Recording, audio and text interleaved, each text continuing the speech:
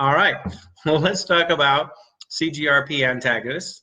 And so CGRP antagonists are a great scientific success. So CGRP, or calcitonin gene receptor peptide, is something that was discovered when they stained and studied all the pathways that migraine starts with, and all the things that initiate migraine, and all of the pathways that seem to propagate migraine and cause it have CGRP in them. And so the scientists thought, well, gosh, if this CGRP molecule is so key in triggering migraines, then how come we don't target it? Why don't we make that a target for pharmacology? And so they did.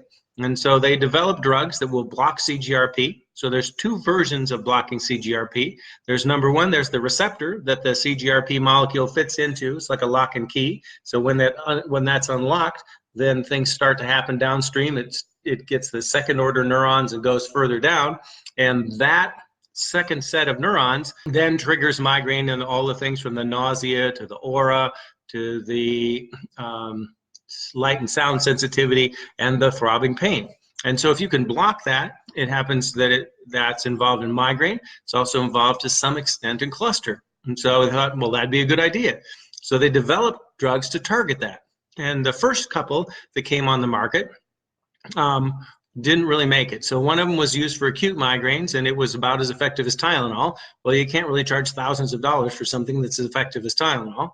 And then the second one, it's my understanding from people who had reviewed the data, apparently had some liver toxicity problems, and that's not uncommon. So there's lots of drugs on the market, like some of the cholesterol drugs, that some of the cousins came on the market. They looked like they were stronger at lower doses, but they had liver problems and they went off the market. And the same thing happened with some of the quinolone antibiotics, like ciprofloxacin and levofloxacin. Some of their cousins came and went because they were toxic to the liver. So when something's been out in practice for a while, that's when we call phase 5 data. So it takes phase 1 is like, does it work in the lab? Phase 2 and 3, does it work in animals? And then is it safe in people? And then is it effective in people? And makes it through all those. They spend millions of dollars. Then they launch a drug, and thousands of people have taken it in the trials. But after it's out there, then millions of people take it. And so then they say, well, what happens and what kind of results are there? And so some of those things showed up with that. Now the current ones on the market, the one that's the most effective is Aimovig, and that one is a monoclonal antibody. Monoclonal antibodies are drugs that are targeted to have an antibody that plugs into the receptor, and then it just clogs it up there so that nothing else can get there because it binds onto that receptor. And so then the CGRP comes along and the site is already filled. So it binds the receptor without activating it, because if it activated it, probably cause migraine all the time. But this just binds in a way that takes up the space so that that's no longer available for use. Then there are other drugs that will attack the CGRP molecule and bind it up so that it can't, it's lost in space and it can't fit into the receptor from its side. But Aimovig seems to be the strongest of these. And are there side effects? Well, sure, there are side effects from anything, but in general, it seems to be pretty well tolerated. It's an injectable drug, and lots of injectable drugs, especially if they're biologic molecules like antibodies, you can have allergic reactions to them. You have allergic reaction to penicillin too, and some of those are serious. So when you inject these, some people get pain and swelling at the injection site. That's probably the most common thing. The most common side effects I've seen that were bothersome from patients that I knew were abdominal discomfort or constipation mostly. And then the most serious thing is if you develop a severe allergic reaction like anaphylaxis or anaphylactic shock, or your airway swells shut, or get severe asthma type stuff, then that's serious as well. And those have been reported with a lot of injectable drugs, including the CGRP antagonists. So what's the good side of CGRP? Well, the good side of CGRP is the first drugs that were invented for migraine were the ergots in the 1920s. They're very strong vasoconstrictors. They make blood vessels smaller and constricted. And in the process of doing that, if you have angina or you're at risk for a heart attack or stroke, you might have a cardiovascular event like a heart attack or stroke, or you might get chest pain from angina because you don't get enough blood supply to your heart. And so the ergots did that, and the triptans do that to some extent as well. Triptans are what's called serotonin 1B, 1D, 1F receptor agonists. So they plug in to 3 different serotonin receptors. Well, it turns out that the 1B and the 1D serotonin receptors cause some of the same vasoconstriction and have some of that same cardiac risk. The 1F ones don't.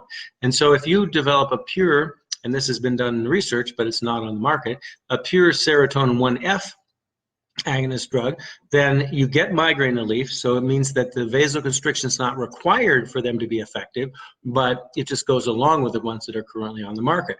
And so CGRP comes along and says, actually, this might even be a treatment for cardiovascular disease and angina and stuff. And so it looks like it's safe for people with cardiac disease. So that's great. We need something else there. And whenever a new drug comes along, I've seen that there's people lining up in the doctor's and the neurologist's office saying, hey, can I take this new drug? So if there are 20 or 25 drugs on the market that are used commonly for migraine prevention or treatment, and you've already tried all 25 of them, when drug number 26 comes along, if it looks like it might help, lots of people take it. And so that's one of the reasons lots of people are taking these things, because they've tried other things and that's the only thing that's worked for them. And so for the doctors whose main armamentarium, the main thing they have to treat migraine is drugs, when a new drug comes along, they're going to try it on the people who failed everything else first, because two reasons. One, they want to help them, and that's the only thing they seem to have left. And then two, in order to get these new expensive drugs, usually you have to have failed a number of drugs in the past. And so a lot of the people who are lining up for drug number 26 have failed a lot of things in the past. So what are my concerns about this? Well, when you make monoclonal antibodies, those are immune molecules, and they're actually attacking or binding onto your receptors. And so some of the rheumatoid arthritis drugs block a compound called TNF-alpha. And the TNF-alpha is at the end of the immune system reaction right before the joint gets attacked. You think, well, that's a good idea. Let's get rid of that molecule. Well, the body has a lot of wisdom, and most things are there for a purpose. TNF-alpha is there for a purpose. So it's one of the ways you control, like most people have had exposure to tuberculosis and got, they get a little bit of the tuberculosis in them, and then their body walls it off in tiny little areas in their lungs, and it just stays there forever unless they get really old or they're on chemotherapy or their immune system stops working.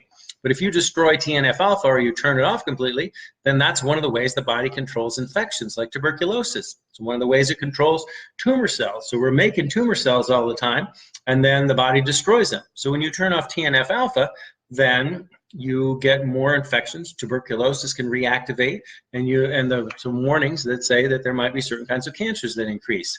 Now, are these CGRP antibodies anything like that? No, they're an entirely different use of the molecule. They're used to target these specific molecules in the CGRP pathway, and the Aimovig targets the receptor itself, and the other two, Avjoy and Imgadi, I think I'm pronouncing that wrong, target the CGRP itself.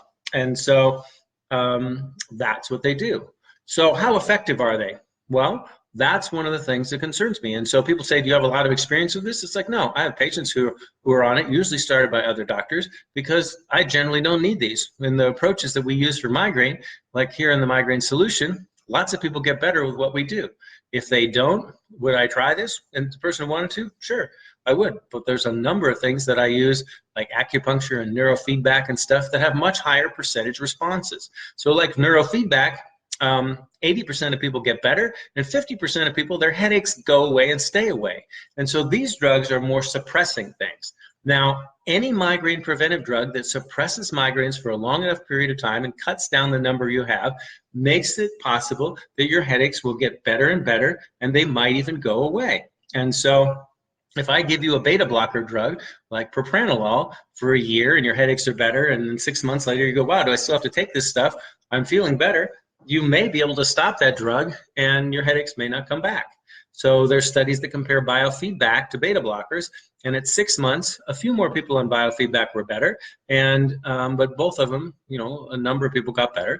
And when you stop the treatments, about 2/3 of the people, or 60% of the people on the beta blocker drug, had their headaches come back, and about 1/3 of people on the biofeedback, their headaches came back. So a lot of people, they kind of rewired their brains, but some of them rewired their brains just by taking an effective preventive drug. And we've seen in the headache circles and the headache literature that even some of the brain changes, some of the white matter lesions, some of the structural changes in the wiring and the size of different areas of the brain, some of those change for the better when you're on an effective preventive strategy. Doesn't matter if it's a natural strategy or a medicine. So is this a good thing? You bet it is. So let's look at the data that I found. So one of the things that was concerning is about 10% of people for Aimovig developed antibodies against the drug, and about 3% of those developed neutralizing antibodies, where the antibodies actually made it ineffective. And that can happen with things like Botox. And so people will develop antibodies against Botox, and then it no longer works. And so we'll say, okay, let's inject it on one side and not on the other side, and then see if one side's paralyzed and the other side's not. Because if you inject it, stop working, then you may have to change to a different botulinum toxin or a different strategy or a different chemical compound that does some of the same things. So that's a concern. So how effective were these drugs? Well, the Aimovig data that I read showed that people were having chronic migraines about 18 days a month. They averaged decrease of 6.6 days. So if you multiply that by 12, that's like over 2 months of their life they got back. That's good. Now, the other part that's a little confusing is 4.2 days a month was improvement in the placebo group. So it's about 2.5 days a month you get more than if you're just taking placebo. And the other two, the franuzumab and the galnazumab, the Emgadi and the Avjoy, their statistics weren't as good as Amjoy. They had patients who were at about 13 days a month, and in Avjoy they went down by 4, where placebo went down 2.5, so they got about 1.5 days of relief compared to placebo. And the Emgadi about 4.7 days in before treatment, about 2.5 days after treatment, so about 2 days a month. So that's nothing to sneer at. If I have 2 days a month where I don't have bad headaches, am I happy? You bet. And I think that's progress. And I think it's really cool when science can discover a molecule that's causing a problem and find a way to block it and do that. Am I a little concerned when that's a monoclonal antibody affecting the immune system and people are developing antibodies against the antibody? Yeah, I am, because when the immune system starts attacking things, that's just like generally not good. But on the other hand, you know, if I have a certain cancer and and I can take an immune molecule that destroys it and targets it specifically and kills it, it's like that's great progress rather than just a toxic chemical that kills a whole bunch of cells, including the cancer cells. So I think this is progress, and I also think that it's possible that as we go down the road, that more things along this line will be developed. And so, for instance, we have people who, they developed the triptans, the Amitrex and the Zolmig, and then the later triptans were actually either stronger or better tolerated and had less side effects. So the last triptan to come on the market and the last one to go generic was Relpax, which is elatriptan. And then for my money, it's the strongest one, it's the most effective, it's in the well-tolerated group, and it also treats migraine nausea, and none of the other triptans do. So as we add more and more drugs to this receptor pathway, we may find one that's a great home run, just like Relpax, I think, is better than the other triptans. And so that's been my experience. All right, well, over and out. See ya.